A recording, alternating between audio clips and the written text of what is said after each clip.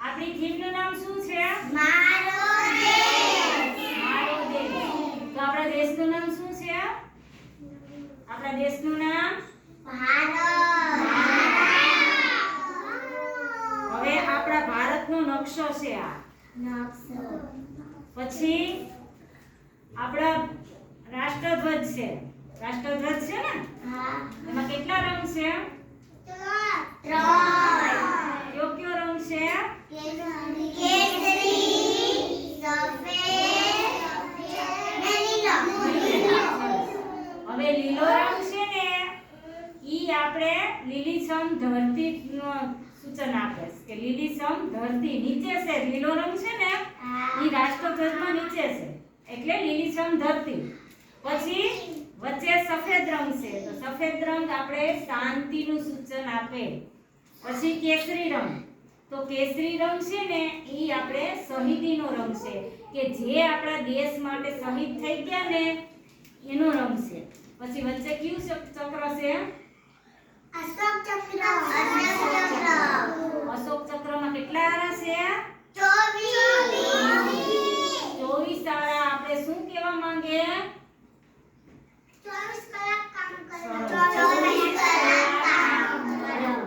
પછી આપણા ભારત દેશમાં જુદી જુદી જગ્યાએ મોટા મોટા પહાડ આવેલા છે, મોટી મોટી નદી આવેલી છે, મોટા મોટા જંગલ આવેલા છે, રણ આવેલું છે.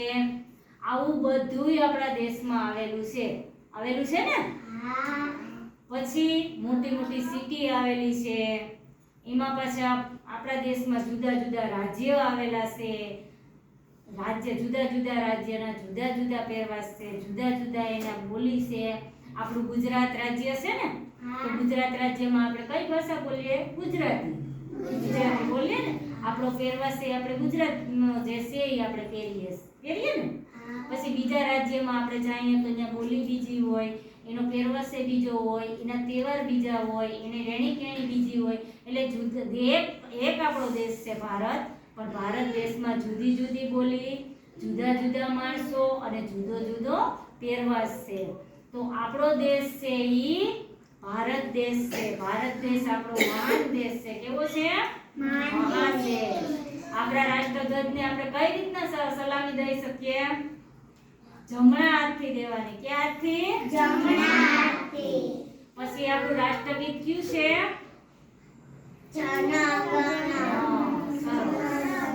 પછી આપણું રાષ્ટ્રીય પ્રાણી કયું છે? વાઘ. રાષ્ટ્રીય ફૂલ? રાષ્ટ્રીય રમત? હોકી. પછી આપણો રાષ્ટ્રધ્વજ? તિરંગો. તિરંગો. રાષ્ટ્રીય પક્ષી? મોર.